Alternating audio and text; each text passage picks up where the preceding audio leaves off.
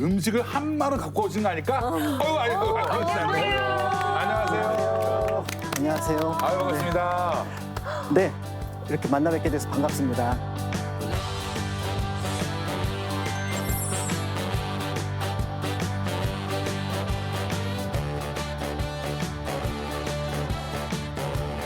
요리사는 아니시죠?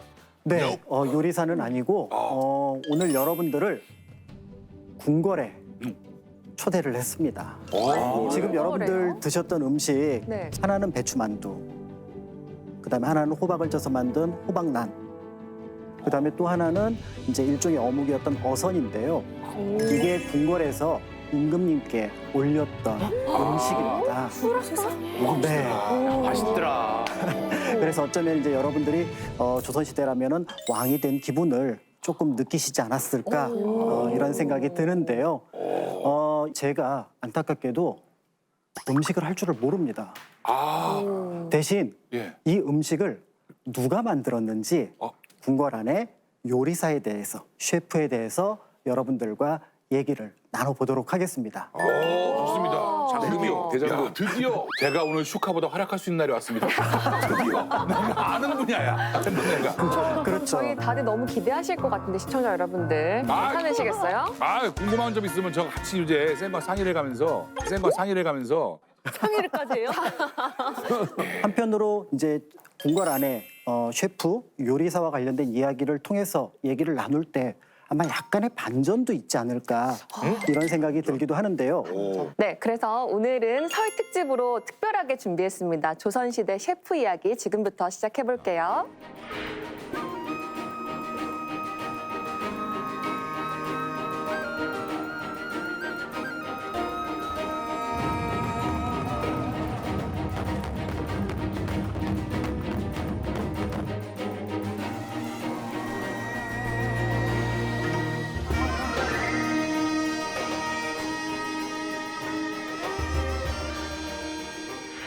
사실은 이제 본격적인 얘기를 하기 전에 궁궐에서 어떤 방식으로 음식을 만들었는지 그 내용을 먼저 말씀을 드리겠습니다.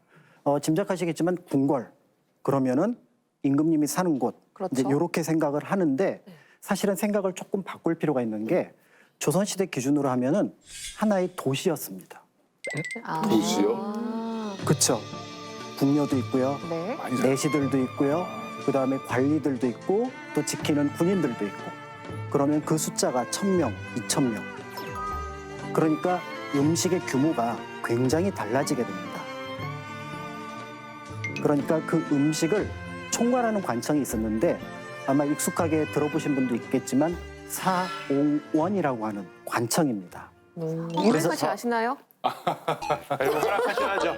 첫 질문부터 지금. 사옹원. 네, 맞습니다. 예. 특히 이제 여기서 중요한 글자가 옹. 그렇지. 옹이 이게 중요합니다. 옹이 밥을 짓는다. 네. 그다음에 음식을 만든다라는 뜻입니다. 그러니까 이제 해석을 하면 간단해요. 음식 만드는 관청. 그래서 여기에 있던 사람들이 이제 음식을 만들게 되는데 각 지역에서 백성들이 임금님이 드시라고 올리는 인상품. 맞습니다. 이거 진상품은 다 아는 거잖아요. 남들 모르는 거 맞추셔야지. 네, 그래서 이제 진상이라고 하는 과정을 거쳐서 각 지역에서 또 먹을거리, 음식 재료가 도착을 하게 되죠. 그럼 이제 이런 것들을 다 모으면 이제 그걸 가지고 이제 부엌으로 갑니다. 궁궐의 부엌. 근데 그 궁궐의 부엌 이름이 혹시 뭔지 아시나요? 부엌 이름이요? 수락관? 수락관. 아까 옹이 중요하다고 하시니까 옹간? 옹간. 온간이요? 옹간은 뭡니까? 뒷간 같기도 하고 이상하잖아요. 친근하다. 혹시 모르죠? 굉장히 탁월한 오답이었습니다. 아쉽다. 네, 부엌을 한자로 바꾸면 주방이 되잖아요. 네. 주방입니다. 그런데 이제 그때는 끓인다는 뜻의 소자를 붙여서 소주방. 소주방은 이종혁 씨가 좀 미담이 있으실 것 같아요. 소주방이? 소주방으로 되죠, 여기는. 좀 다니셨나요? 소주방? 편의방 뭐 이런 거는 안 해요? 편의방은 뭔가요? 그래서 바깥 소주방, 그다음에 안 소주방 이렇게 있고 이런 것들 이제 다 차리면은 이제 그 공간을 수락관이라고 얘기를 하고요. 그렇다면 이 음식을 요리를 궁궐에서 누가 만들었을까요? 대장금. 장금.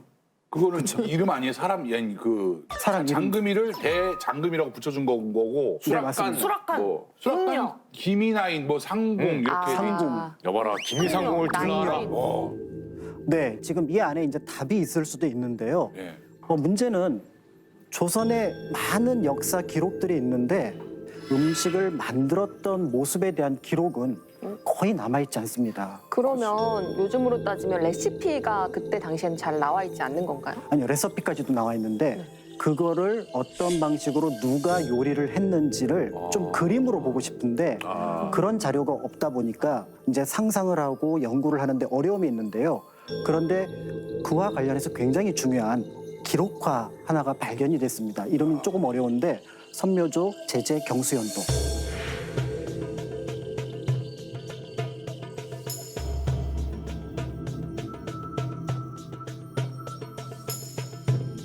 이야, 저 시대에 어떻게 움직이는 그림이 있죠? 이야.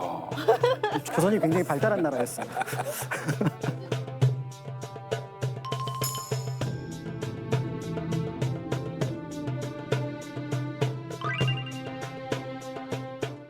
근데 저 차림새는 여성이 아니지 않나요? 그러게요.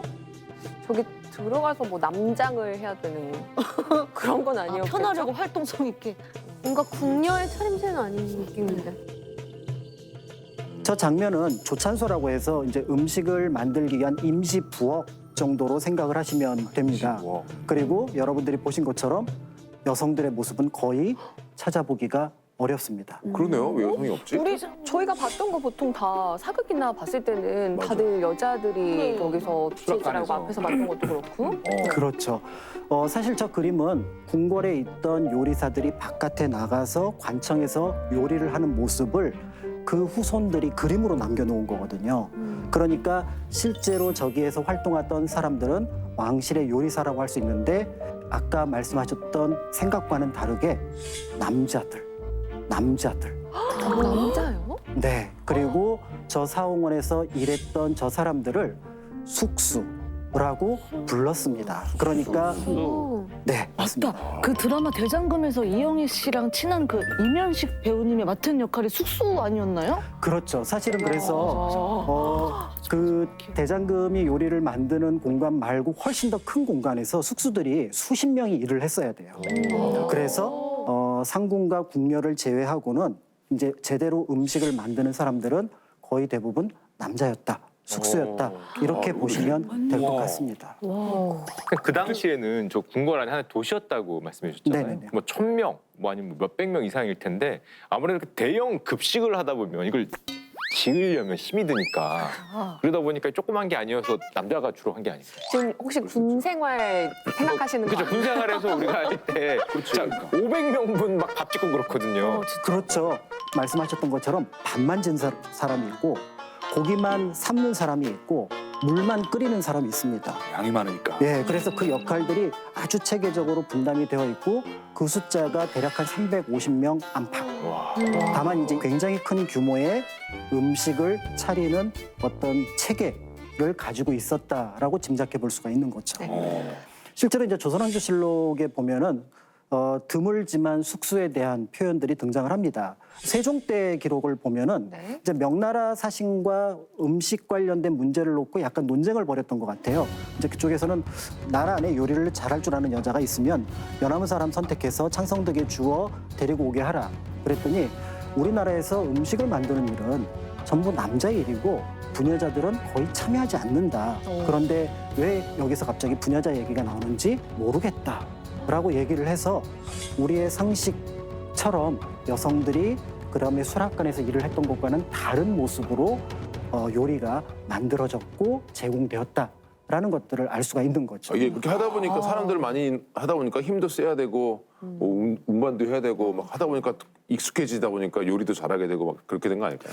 아마 제도상으로 처음부터 남자를 채택을 했던 것 같아요. 아, 제도. 그래서 남자가 요리를 만드는 게 어느 시기에 우리에게 있어서는 조금 낯선 일처럼 되었고 이제 최근에는 조금 다시 익숙해지고 있긴 한데요. 네.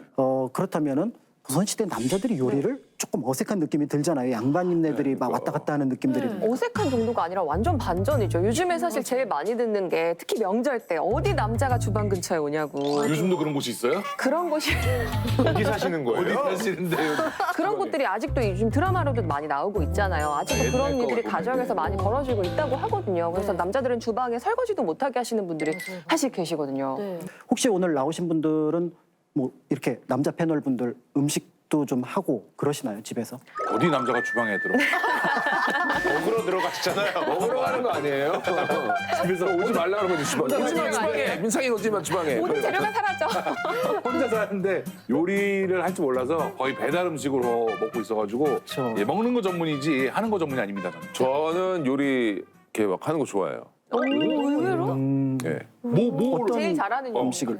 어저께는 바로 그 집에 전복이 있더라고요. 전복을 그래서 잘라서 전복은 버터구이에 먹고 오? 내장은 이렇게 볶아가지고 내장 요리를요? 밥이랑 해서 굴소스 넣어서 막 볶으면 되게 맛있어요. 참기름 넣어서. 우와, 굴소스를 쓰시다니. 하시고 그럼 전부 이렇게 저기 바로 사극하셔도 되겠습니다. 아, 지금 사극 노리시는 건가요? 설거지도 해요 갑자기. 더러운 맛이 보기 싫어가지고. 야 형님 어렸을 때가 조선시대였구나. 형님 어렸을 때가 조선시대였구나. 그럼 이해가 가네. 이해가 가네. 오늘 유민상 씨보다 지금 이종혁 씨가 지금 굉장히 더 너무 많이 친만을 사랑하고 이기신 거 계신데 어떻게 된 아닙니까? 겁니까? 일단 그 숙소가 있다는 것부터 제가 알던 것과 많이 달라서 당황했거든요. 네, 지금 지식이 다 뒤집히고 있어요. 큰일 났습니다. 네. 그러면 조선 역사에서 기록으로 남아 있는 네. 최초의 요리사에 대한 것들도 한번 찾아보고 싶은데요.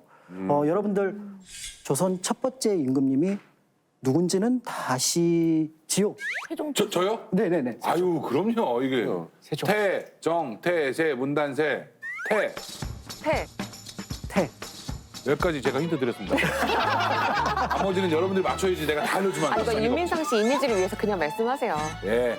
태, 태, 정, 태, 세. 네. 태. 정답입니다. 선생님 후하시네요, 오늘. 쌤이 후하셔서.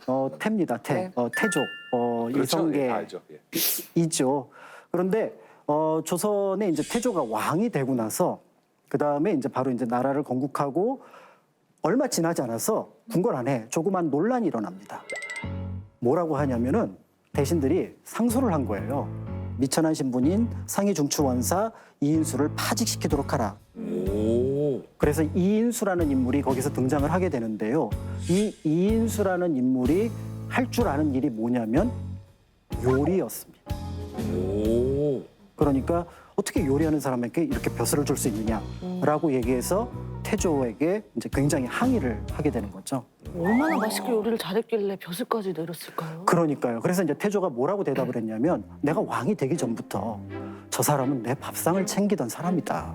아. 그리고 내가 벼슬은 주었지만 군사, 권력 이런 건 주지 않았다. 오직 요리만 하는데 너무들 한 거 아니냐. 라고 얘기를 하면서 그 어떤 요청을 물리칩니다. 그런 면에서 볼 때 아마 이 이인수라는 사람은 우리가 알고 있는 이 숙수라는 영역과 비슷한 존재, 어쩌면은 최초의 숙수가 아닐까 하는 인물이 바로 이 이인수라는 인물에 대한 기록입니다. 조선시대 1호 셰프 이렇게도 볼 수 있겠네요. 그렇죠. 임금님이 너무 음식을 좋아했으니까 사실은 그 공식적인 경로가 아니라 자기는 어떤 알고 있는 경로를 통해서 개인적인 경로를 통해서 취직을 시킨 거잖아요. 그죠. 네. 네. 코드 인사지 코드 인사. 코드.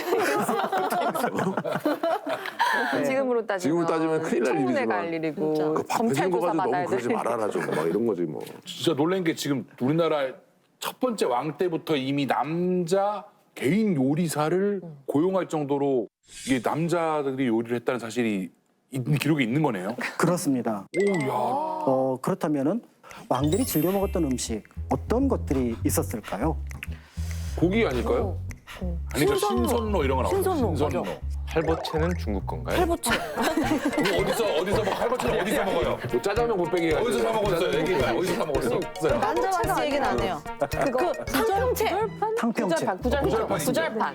저는 또 먹었던 것 중에 두텁떡이라고 아. 네, 그거 먹어봤던 것 같아요. 이거 왕이 먹는 떡이다 이렇게 해서 설명드렸던 것 같아요. 뭐 결혼 답례품으로 많이 하는 떡인 것 같아요. 아, 결혼 안 해봤어. 명리품은 제가 물어보고 어느 식당 가서 드셨군요. 어디 남의 결혼식 가서 먹었던 것 같습니다. 자, 지금 많이 여러분들이 있는데. 말씀하신 것들의 상당수가 이제 구절판이라든지 탕평채라든지 이런 것들은 실제로 이제 임금님이 드셨던 음식이기도 한데요. 실제로 여러 자료를 이제 참고해서 어떤 그 수라상을 재현해 놓은 걸 보면은 생각보다 소박합니다. 소박하다고요? 네네. 지금 이제 여러분들이 보시는 이 상은 정조가 화성으로 능행을 할 때 그때 이제 기록을 바탕으로 해서 만들어 놓은 수라상인데요. 보시면 이렇게 한 7척 정도가 되는 이거는 나도 집에서 이렇게 먹을 만한데? 이민서 씨 간식밖에 안 될 것 같은데요? 아니 이건 안 이렇게 하나 이거는 다이어트 식단이죠. 왕의 밥상이라고 하기에는 어우, 보통 한 지금 좀- 12첩 반상 그러게요. 이렇게 얘기를 하잖아요. 상다리 휘어지게 왕들은 네. 먹었다. 다이어트 하셨나? 왜 이렇게 다이어트 드세요? 진짜. 아프셨나 보다. 아이고 그러셨나. 우리가 생각했던 것보다는 조금 훨씬 더 소박하고 사실은 이때 이제 능행을 할 때 정조가 이미 명을 내립니다. 절대로 사치스럽게 상을 차리지 마라. 그다음에 백성들에게 폐를 끼치지 마라라고 얘기를 했으니 궁궐에서 드신 거는 요거보다는 조금 한두 가지가 더 들어갔다고 볼 수 있을 것 같은데 그렇죠. 그렇다고 하더라도 이제 왕의 어떤 수라상이 생각보다 화려하지는 않고 또 진수성찬이라는 느낌하고 좀 다르다 이렇게 볼 수가 있고요. 음식을 왕이 굉장히 화려하게 먹으면 백성들이 힘듭니다.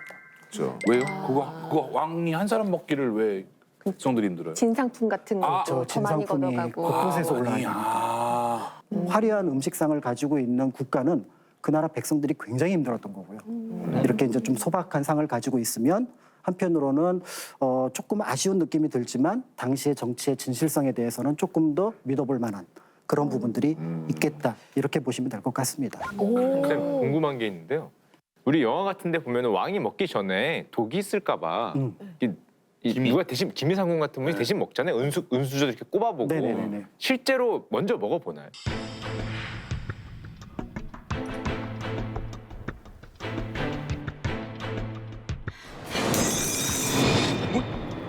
무엇이냐?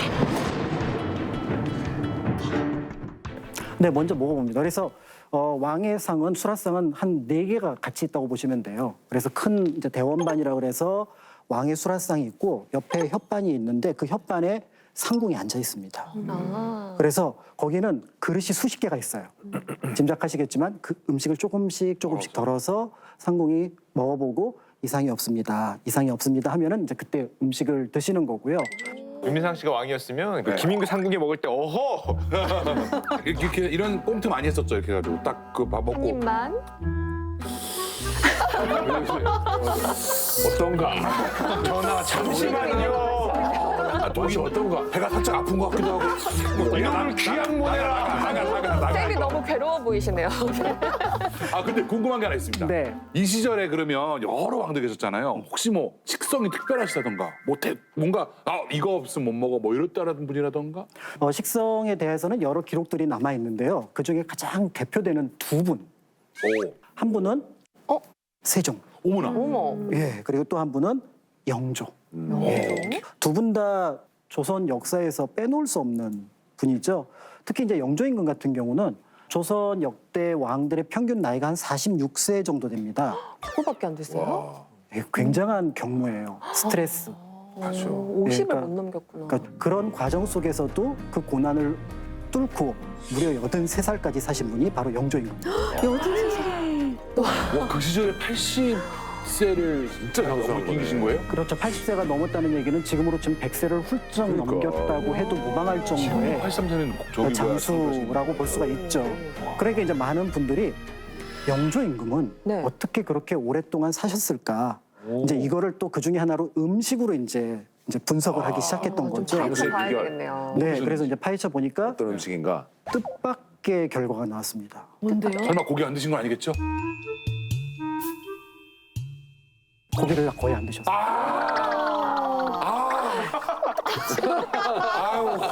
정말 달갑지 않은 얘기만 나오네요, 오빠. 야, 이거는 제 특집인 줄 알았는데 아니네요. 오늘 주제가 잘못 가고 있네. 네, 심지어는 고기를 안 드신 것에 그치는 것이 아니라 조금 드셨어요. 소식에 소식까지. 소식. 어, 영 좋지가 않네요. 사실 이제 그 영조 임금은 31살에 왕이 되는데 그 당시에 당쟁이라든지 이런 것들이 많아 스트레스가 많으니까 입맛이 없는 거예요. 그래서 기록에 보면은 보리밥에 물 말아서 아이고. 그냥 한두 가지 찬으로 밥을 먹었다는 기록도 있습니다. 그럼 건강에 안 좋을 것 같은데. 그러니까요. 그러니까 이제 이게 이제 조금 문제가 되니까 이때 흥미로운 네. 것이 등장을 합니다. 입맛을 돋굴 수 있는 음식. 입맛을 돋는다. 고기. 고기 안 드셨다니까요. 고기가 입맛을 너무 입맛을 뭐가 달고. 희망사항 말고. 뭐 젓갈이나 뭐 젓갈. 그렇죠. 젓갈 같은 게 사실은 이제 궁궐에서 꼭 제공되는 음식 중에 하나였었는데 그 젓갈과 조금 다르지만 고추장. 고추장. 주장. 그렇지 고추장. 그치. 네. 맞죠. 거의 고추장에 대한 첫 기록이 영조 때 등장을 합니다. 그래서 당시에는 이제 고초장이라고 한자로 적혀 있는데 그 음식을 이제 영조 임금에게 드렸더니 이게 이제 밥맛을 돋구는 거죠. 그래서 이제 영조의 가장 큰 탄식은 뭐냐면 고추장이 들어왔는데도 밥맛이 없더라. 네. 억지로 드셨나 봐요. 네, 자기 건강 관리에 대해서 굉장히 관심이 많았던 임금님이에요. 그래서 막 회의를 하다가도 신하들하고 딱 봐서 밥 때가 되잖아요. 술할 때가 되면은 잠깐 멈춰 하고 먼저 밥을 드시고 오십니다. 네, 그리고 나서 회의를 하죠. 좋죠. 저분들이 야 우리 임금님은 좋아. 점심시간에 딱 지켜. 가자. 그리고 밥. 아, 신하들은 기다려야죠. 기다려야 돼요. 기다려야 돼요? 같이 못 기다려야죠. 먹어요? 밥 좀 먹고 올게. 너희 그대로 있어. 그런 거 아니야? 먹고 그래도 못 가는 거 아니야? 그나마 이제 고위 관료들이면 괜찮은데 고위 관료들은 아까 사홍원에서 음식을 제공을 하거든요. 근데 이제 중하급 관료들은 궁궐 밖에 나가서 먹고 와야 돼요. 그러면 기다려야 네. 되는구나. 국내 식당이 없나 봐요. 그렇죠. 식당이 있긴 있는데 고위 동네 식당. 관료. 국내 식당. 아무튼 그래서 이제 영조의 어떤 식성은 이제 이렇고요. 근데 그 거의 반대쪽에 있는 임금님이 바로 세종입니다. 세종 식성이 반대. 역시 세종대왕님이십니다. 네, 이렇게 고기 말씀 드셨구나. 듣고 보니까 뭔가 좀 더 풍채가 이렇게 그래. 커 보이긴 하네요. 맞습니다. 기록에 보면은 고기를 워낙에 좋아했다고 합니다. 그래서 고기가 없으면은 수라를 들지 못하니 이제 문제는 태종 임금이 돌아갈 때 걱정이 생긴 거예요. 내가 돌아가면 3년상 치른다고. 고기 안 먹을 텐데. 그래서 신하들한테 명을 내립니다. 내가 죽고 상을 치를 때 너희들은 빠뜨리지 말고 세종을 설득해서 고기를 올려서 들게 하라.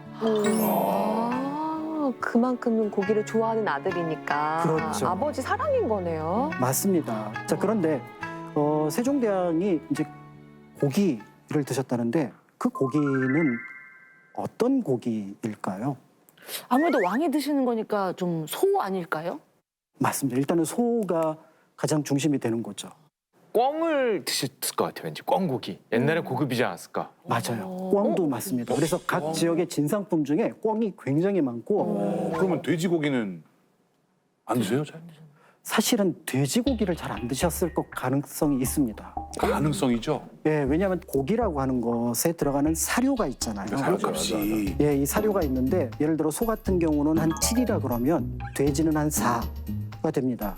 그러면 사실은 소고기하고 돼지고기하면 돼지가 더 경제적이거든요. 근데 문제는 소는 일을 하죠. 그렇죠. 일을 하는 겁니다. 아. 그렇지. 돼지는 먹기만 하고 맞구나. 일을 해야지. 일을 해야지. 이쪽에 뭐가 있어요? 뭐가 지나가서. 카메라가 저쪽에 있어서. 네, 정확합니다. 그러니까 예를 들어 이제 가축 중에서 젖을 먹을 수 있는 가축들이 있잖아요. 근데 돼지는 젖을 사람이 못 먹어요. 야 쓸모가 없네. 그렇네. 그러면 돼지젓을 이런 거 돼지도 젖 나오잖아요. 그죠? 돼지도 젖 나오잖아요. 그죠? 왜 새끼가 왜 여기로 보고 있어요? 잠깐만 이쪽에 뭐가 있어요? 어디 계세요? 그런 얘기를 계시는데 왜 이쪽에 다들 젖 물리잖아요. 오해하시겠어요. 그거를 왜 저한테 물어보니까. 변변해요. 예. 자, 그런데 그 돼지보다 훨씬 더 효율성이 좋게 평소에 이제 그 고기를 먹을 수 있는 게 바로 닭입니다. 한 1에서 1.5 정도의 맞네. 비율만 들어가면은 동일한 양의 고기를 얻을 수가 있는 거죠. 그런데 이 닭을 어쩌면 세종대왕께서는 치킨 비슷한 걸 드시지 않았을까? 닭튀김? 닭튀김, 프라이드? 그 시절에? 프라이드. 양념은 양념두. 양념은 에이 선생님 그거는 좀 에이. 세종 당시에 어의를 했던 사람이 썼던 책인 산가요록이라고 하는 요리서가 있습니다. 이 요리서에 보니까 거기에 닭을 그러니까 볶아서 튀겨서 만드는 포개라는 요리가 있습니다. 포개. 그러니까 이제 그 요리법이 어떻게 나오냐면은 닭을 25등분을 한다. 그 다음에 기름을 둘러서 볶는다. 그리고 거기에 양념을 해서 밀가루와 더불어서 넣고 다시 익힌다. 그리고 마지막으로 식초와 장을 이용해서 먹는다. 닭강정이네요, 닭강정. 그렇죠. 그러니까 사실은 지금 요리와 그 당시 요리를 직접 연결하는 것들은 여러 면에서 조금 불가능한 부분들이 있지만 지금 치킨의 모습을 상상할 수 있는 포개라는 요리가 있었고 세종 때는 닭이라고 하는 것이 비교적 단백질을 얻기에 좋은 음식이었으니 그래서 이 포개라는 음식을 소와 더불어서 자주 드시지 않았을까. 네, 이거 정말 영조랑 세종대왕만 비교해봐도 정말 극과 극의 너무나 독특한 식성을 알 수 있는데 또 다른 왕들은 어땠나요? 요즘 같은 겨울에 뭐 또 맛있는 거 드시는 왕들도 계시지 않았을까요? 네. 겨울철 보양식. 겨울철에 이제 보양식은 보통 일반 따뜻한 백성들이 거겠죠. 먹기는 어려운 것. 그런데 그 보양식이 죽이었습니다. 한번 보시죠. 이거 하얀 죽? 하얀 죽. 뭔 죽이지? 배추가 콩죽. 가운데 있고 진짜. 콩물. 콩국수죠. 막걸리죽? 막걸리죽? 막걸리 죽. 편집해 주세요.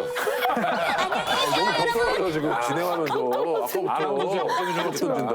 엄청 뽀얗네. 잣죽이나 뭐 이런 거. 그 잣죽. 네, 뭐 이런 거. 잣죽 아마 좋다. 맛은 잣죽하고 비슷할 건데요. 네. 잣죽은 아닙니다. 뭐지? 그럼 뭘 갈아 저렇게 할까 보지? 우유죽입니다. 우유죽입니다. 우유요? 네. 와 진짜 우유죽이. 오 이상하다. 우유가 있습니까? 이라고 하는 타락죽이라고 하는. 타락죽? 네. 다 타락죽은 들어봤어요.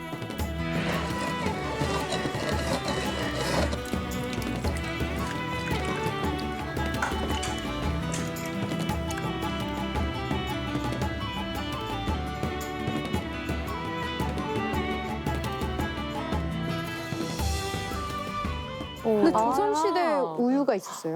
네, 우유가 있었긴 한데 지금 여기 보면은 사홍원의 관리들이 지금 여기 소젖을 네. 짜고 있는 게 보이시죠? 네. 그런데 이 소젖을 짜는 그 장면 앞에 여기 누가 있나요? 송아지.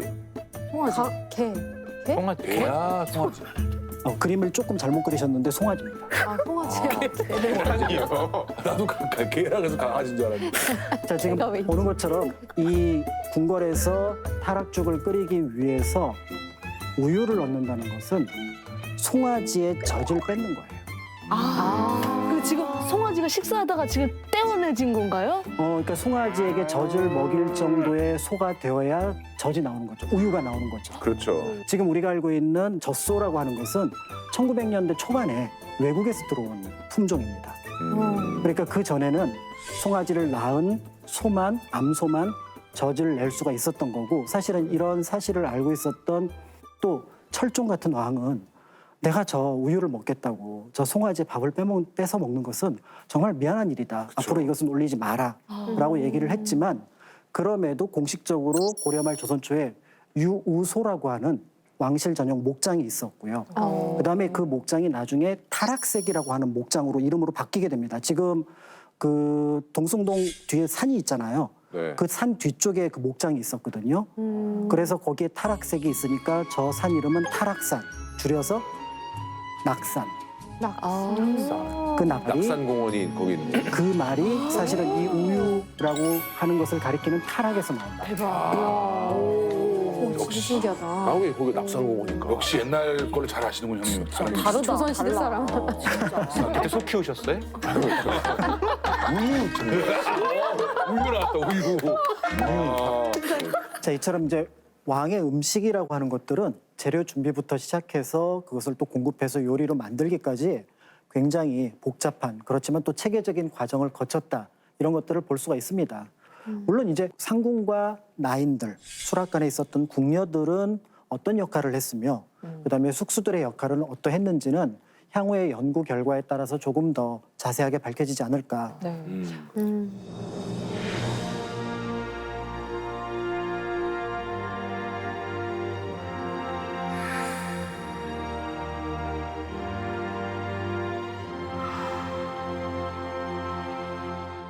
그런데 이제 대전이라고 합니다. 왕이 머무는 곳, 왕비가 머무는 곳이 있는데 여기서는 늘 이제 음식을 준비해야 되는데 이때 이제 항상 그 옆에서 대기하고 있었던 숙수를 대령 숙수라고 합니다.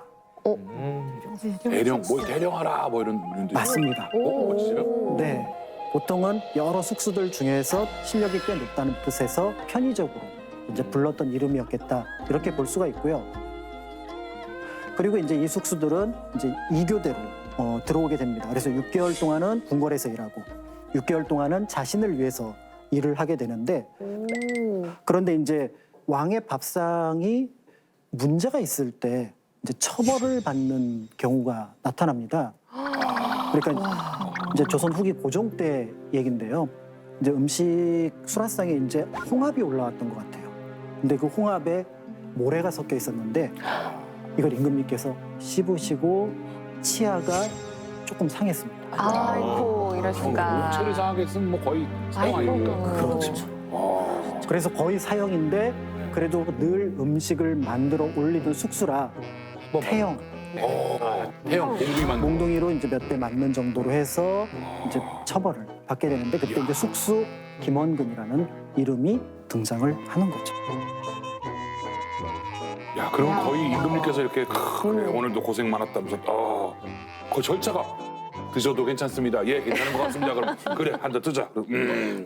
먹었는데 오르득. 아유, 야, 다 튀겨. 아우. 야, 다 튀겨. 아우, 야, 아우, 이렇게 된 거 아니에요? 와, 무섭네요, 그냥. 와. 그렇죠. 그런 면에서 이제 숙수들은 늘 아마 긴장 상태가 아니었을까 이제 이런 생각을 하게 되는 거죠. 잘해야 본전이다 그런 생각도 드네요. 진짜. 혹시 포상을 받은 경우라든지 너무 맛있고 잘했다고. 막 잘해서 오. 이런 경우도 있나요? 근데 의외로 포상에 관련된 기록들이 많이 나와요. 오. 네. 그 중에서 이제 그 정조 임금이 화성으로 어머니 회가변을 하러 이제 능행을 가게 되는데요.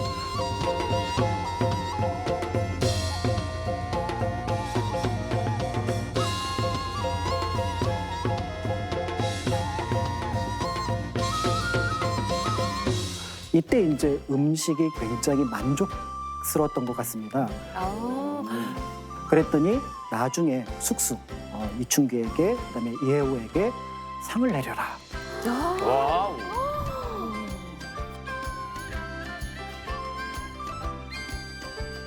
그래서 이제 숙수로 볼 때는 긴장을 하지만 또 굉장히 보람도 있지 않았을까. 내가 임금님의 밥상을 책임진다. 그런 어떤 사명감들이 있었을 걸로 보여집니다. 그래서 이렇게 큰 연회, 수백 명이 모여 있는 와. 연회를 할 때 맨 위에 가운데 보면은 보이진 않지만 해경궁 홍씨, 어머니. 그러니까 정조의 어머니가 앉아 있습니다. 보통은 왕실 사람은 그리지 않거든요. 그리고 이제 그 옆으로 신하들과 이제 사람들이 모여서 그 축하 연회를 베푸는, 그래서 춤을 추고 그다음에 이제 상을 받는 모습들을 볼 수가 있고요. 보셔서 아시겠지만 이런 모습이라면 겸상은 어렵겠죠. 그래서 원래 이제 조선의 양반이라면 1인 1상. 야, 거리두기가 그때부터. 한 마리 치고. 와. 그럼 10첩 반상씩만 해도 진짜 손이 많이 갔겠네요. 쌤 제가 그 예전에 사극에 출연한 적 있거든. 나인 역할로.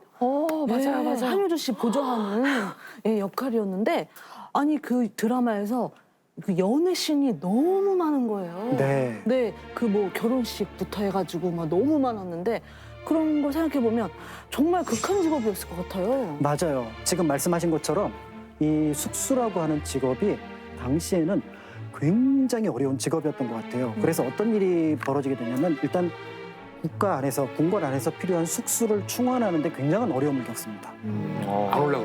안 올라가는 거죠. 심지어는 드물게 나타나는 일이지만 무단 결근을 해서 그 사람을 찾으러 가는 일도 벌어지게 됐습니다. 무단 결국. 타령하는 거죠? 타령. 그건 잘리는 거 아니에요? 이거 목숨을 걸고 가는 들어와라, 들어와라 이렇게 했는데 이제 숙수들이 이제 결근율이 높았던 이유 이제 짐작해 볼 수 있는 것들이 몇 개가 있습니다. 화면을 한번 보시죠. 파업이네, 파업. 아니 힘들어도 돈 많이 좀 하지 않나? 뭔가 도구들이 결국 철 아니면 나무. 오한마가 칼도 있는 저렇게 게. 커요? 저 칼 맞죠?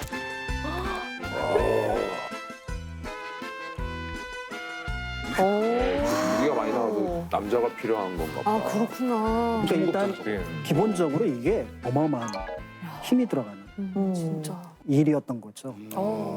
그렇게 이제 하루 종일 일을 하는 거고 심지어는 이제 큰 연애가 벌어진다 그러면 거의 예행 연습부터 해가지고 일주일 전에 임시 부엌인 숙설소까지 만듭니다. 이거 24시간 눈 뜨면 밥 시작해서 다음 끝나면 점심 만들고 점심 끝나면 저녁 만들고 계속 보는 거 아니야? 계속. 그렇죠. 특히 이제 또 하나 문제가 됐던 게 지금 얘기하셨던 것처럼 밥을 많이 드세요. 맞아. 백식하셨구나. 아니 진짜 몇 임금님의 끼를?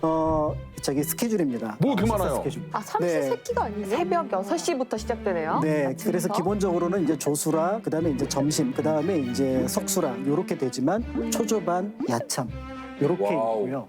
새벽 6시에 초조반을 만들기 위해서 일어날 걸 생각하면 아유, 그 말이 요리사지 거의 군대 취사병이지. 취사병 느낌. 아니 왜 자다가 일어나면 엄마가 밥 먹으라고 하면 되게 싫을 때도 있잖아요. 네네. 그럼 왕이 안 먹을 수는 없는 거예요? 아, 나 안 먹어. 아, 맞아. 아침 그럴 수 됐어. 없나? 이렇게. 무조건 먹어야 돼. 왕이 안 먹는 거는 별개의 문제고요. 아. 음식을 일단은 차리는 만들어야 거는 의무인 거죠. 근데 이 정도 스케줄로 먹는 건 민상 오빠도 어려울 것 같은데 그렇지? 저 조금만 더 노력하면 저분도 20기형 될 수 있습니다.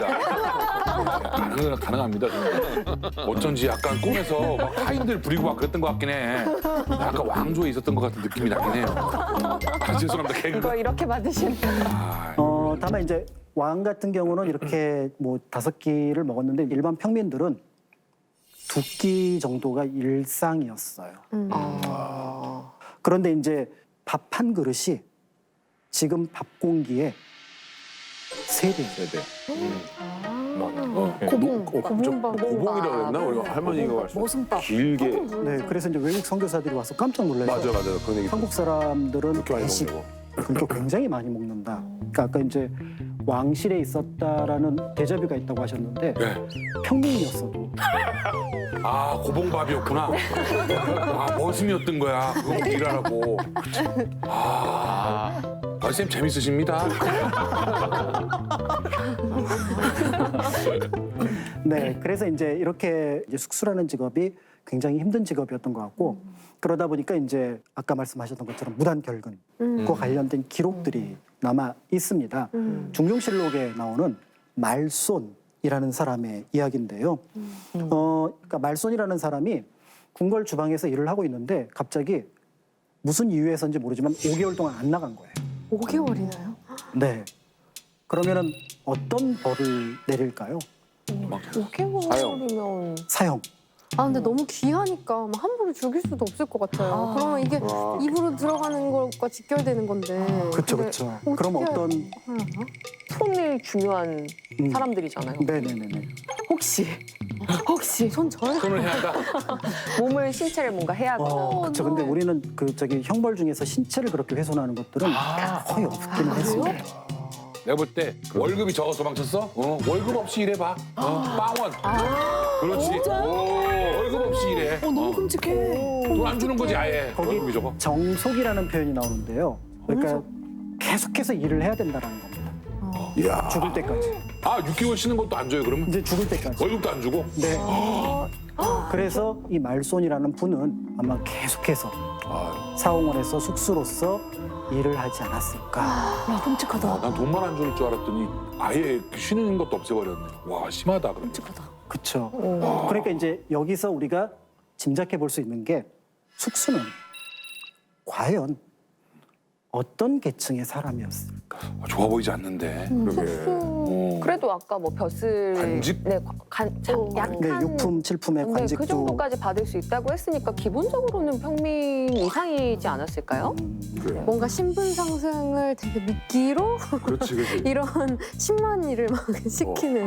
근데 너무 평민인데 궁궐에서 일하게 해줬어. 대신 너희 관직을 줄게. 일해. 근데 그게 힘든 거지. 아 이렇게 힘든 일을 양반자제한테 시킬 것 같지는 않고. 네, 맞아요. 그리고 평민도 아니고 뭐? 상인 아니야, 평민도 상인? 아니고. 중인?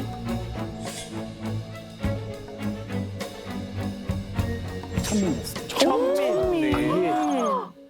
아, 그렇구나. 와. 그래서- 반전이네요. 네, 그러니까 우리는 왕에게 음식을 바치는 또 뭐 숙수, 대령 숙수 이런 표현을 써서 이 사람이 그래도 또 벼슬도 받고 하니까 어느 정도 위치에 있는 사람이라는 생각이 들지만 실제로 실록에 보면은 숙수노 종노자를 써서 예 그러니까 일종의 관청에 소속되어 있었던 천민이었던 겁니다. 노비. 노비였던 거죠. 노비였나. 보통 관청에 소속되어 있는 노비는 관청에 일을 하거나 아니면 바깥에서 자기 몸값에 대한 것들을 세금으로 바치거든요. 그런데 이 사람들의 몸값은 6개월 일을 하는 겁니다. 물론 이제 이 일은 손에 익어야 되잖아요. 아까 숙수라는 표현처럼. 그러니까 보통 대를 이어서 계속해서 그 작업을 해야 되는 거여서 굉장히 고달픈 직업이었고 그런 면에서 이분들의 삶은 굉장히 어려웠을 거다. 근데 이렇게 어떤 면에서 보면은 굉장히 힘들었던 이 숙수들의 또 다른 행보를 그러니까 어떤 의미에서 보면은 이 사람들을 뭐 스카우트한 건 아닐까라고 하는 그런 공간들이 있습니다. 그래요? 명월관.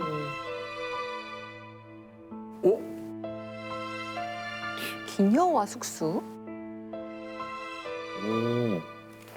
고기요. 오, 와, 이 사진이 있네 이게. 야. 지금 춤추고 있는 거죠? 아, 신선로. 야, 명월관은 많이 들어보긴 했는데 저게 맞아. 저걸 그냥 나도 단순히 아마 무슨 그냥 술집 같은 걸로 들었던 것 같아. 기생 나오는 술집 이렇게. 네네네. 중국집도 있어요, 명월관. 명월관 한식집도 있어요. 아, 한정식집 아. 굉장히 많은데. 나이트는요? 나이트도 있잖아요. 나이트가 명월관이 있어요? 한국관? 한국관인가? 국일관, 한국관 이런 거죠 이제. 국일관. 각지 자신들이 가던 곳들이 많이 아니, 그래서 저 명월관은 뭐 하는 곳인 거예요? 명월관은 이제 거의 최초에 만들어진 한식 요리집. 당시에는 이제 조선 요리라는 표현을 많이 썼는데요. 조선 요리집이 됩니다. 1903년 정도니까 아직 대한제국이 있던 시기가 되는데요. 그런데 1905년에서 6년 사이에 궁궐의 대대적인 구조조정이 있게 됩니다. 이제 일제가 통감부를 설치를 하게 되는 시기가 1905년이고 이제 6년부터 시행이 되기 시작하거든요.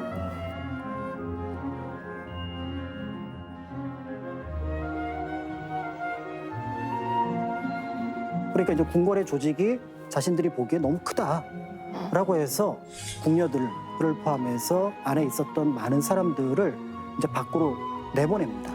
요즘에 치면 공무원 구조조정 아닌가요? 그런 거죠. 이제 그 과정에서 이미 그 전에 이제 명월관이라는 식당이 있었으니 이 숙수들이 이제 그쪽으로 유입이 돼서 자연스럽게 궁궐에서 음식을 만들던 사람들이 이제는 민간의 식당 같은 곳에서 음식을 만들게 되지 않았을까. 그런 의미에서 명월관에서 이제 홍보를 합니다. 뭐라고 홍보를 하냐면 우리는 궁중 음식을 팝니다. 궁궐 음식을 팝니다. 근데 궁궐 출신 1급 그렇죠. 요리사. 20년 경력에. 야, 이건 먹어보고 싶겠다. 도망치다 잡혔던 경력에 6개월 쉬지도 않고 일했습니다.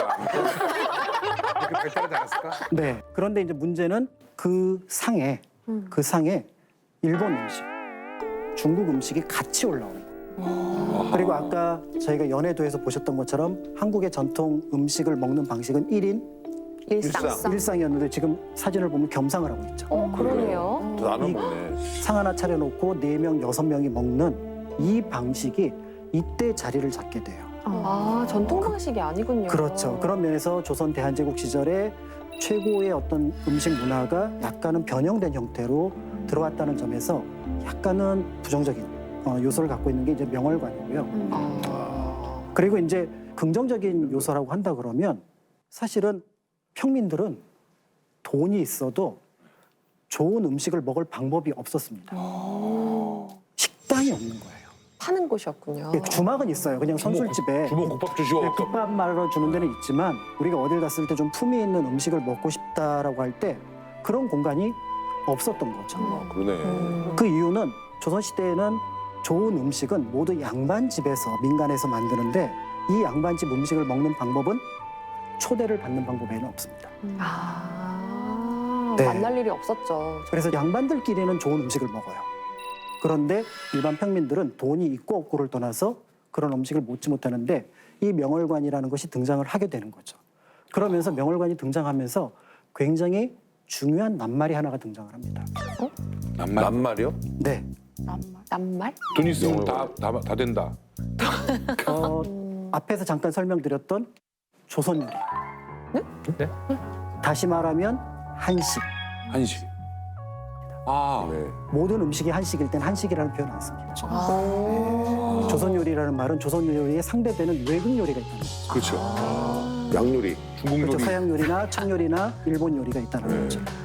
그러니까 이 시기에 이제 먹는 사람들이 한편으로 무슨 생각을 하냐면 이게 우리 음식이야.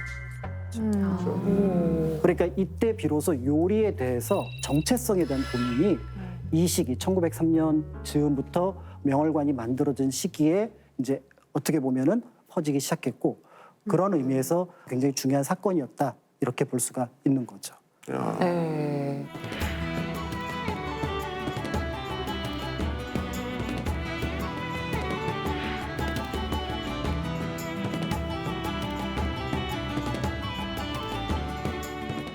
요즘에 이제 궁중 요리 하면은 아마 패널 분들도 드셔본 적이 있으실 것 같아요. 궁중 떡볶이.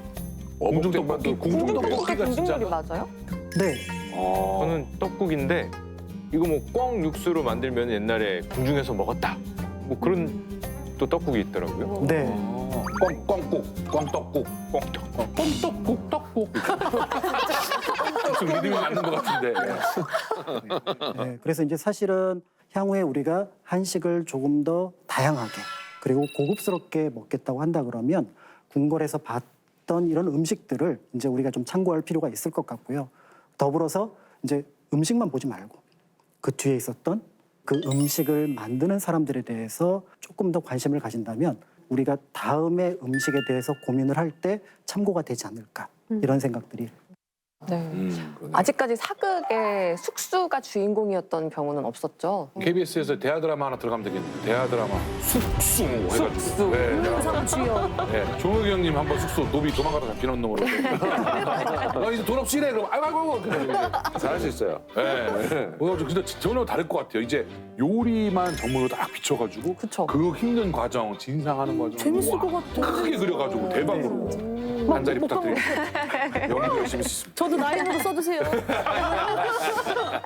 진짜 대박 나겠다. 와. 네, 이렇게 이제 그 음식을 만드는 사람들에 대한 가치를 인식한 거는 지금 말씀드렸던 것처럼 최근입니다. 그러니까 비로소 이제 그 음식을 만드는 사람들에 대해서 이제 조금은 관심을 갖고 그 의미를 부여하기 시작했다고 볼 수가 있는데요. 먼저 화면을 하나 잠깐 보시죠. 아유 차이가 확 나네요. 요즘 주방과 옛날 주방. 어, 진짜 옛날 주방은 허리가 남아나질 않았겠어요. 정말 되게 낮아요, 높이가. 그렇죠. 네. 그러니까 온돌이라는 구조 때문에 부엌이 반지하가 된 것도 있기는 하지만 사람들의 고정관념에 음식을 만드는 사람은 낮고 음식을 먹는 사람은 높다라는 생각을 했습니다. 집안에서조차도 음식을 만드는 어머니는 저 부엌에서 일을 하고 그럼 저 상을 가지고 사랑채나 안채까지 끌고 오면은 집안 어른은 하면서 또 밥을 먹으니 그 안에 격차가 커졌던 거고요. 그런데 최근에 이제 주방이 모습이 바뀌었습니다. 바로 거실에서도 보이고 같은 높이에 있죠. 그러다 보니까 이제 음식을 만들고 있는 과정, 먹는 과정이 동일한 때에 따라서는 만든 자리에서 바로 이제 음식을 먹게 된다는. 자, 그래서 이제는 결과로서의 음식보다는 과정으로서의 요리 그리고 만드는 사람 그 내용에 대해서 조금 더 관심을 가진다면 뭔가 새로운 네. 어떤 의미를 부여할 수 있을 것 같습니다.